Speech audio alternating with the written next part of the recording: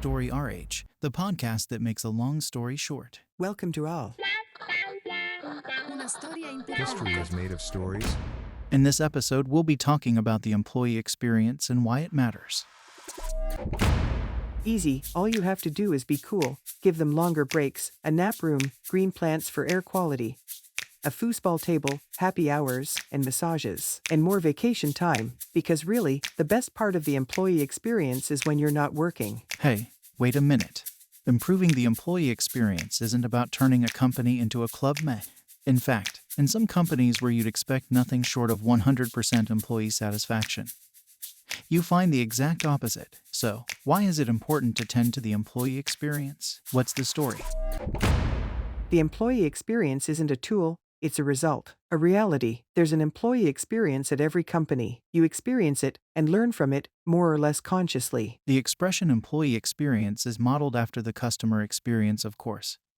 In line with symmetry of attention, it's the same idea applied to employees instead of customers. How do they feel about their experience? Exactly. The employee experience isn't just about the things that actually happen to me and around me, it's also about how I feel about that reality. My feelings about what I've experienced. The employee experience is about perception and emotions. When you say that a company provides a good employee experience, it means that overall, the employees are satisfied with their time there. A bad employee experience would be one at a company where the practices, hierarchy, culture, or management contribute to a general feeling of unhappiness among employees. So, if we want to improve the employee experience, we need to try to create the conditions for well-being at work. But that doesn't mean simply naming a chief happiness officer to make employees happy or rolling out an employee feedback app. Right, digital technologies can have a role to play, but first and foremost it's about working on 3 possible sources of dissatisfaction: lack of meaning, and feelings of powerlessness and injustice. The employee experience doesn't exist in a vacuum.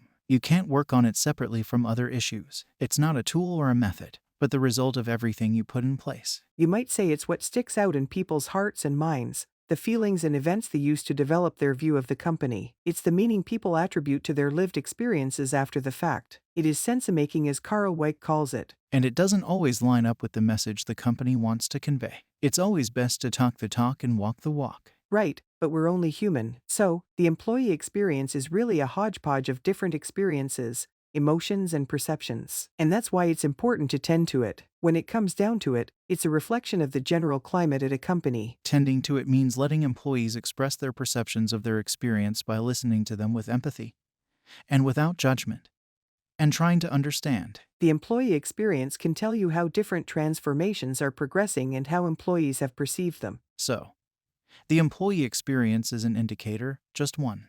We're not suggesting that employee feelings should guide all of our actions. Instead, it's about taking it as an indication, a measure, which can tell us how what we're doing is perceived, if the decisions we've made have been understood, and so on.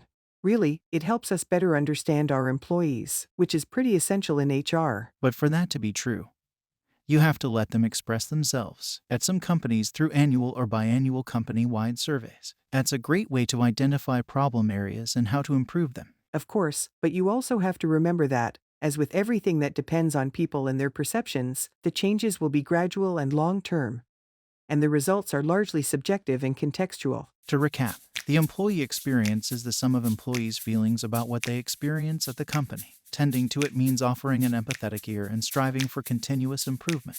Is that right? Exactly right. Way to make a long story short. Story RH, the podcast that makes a long story short.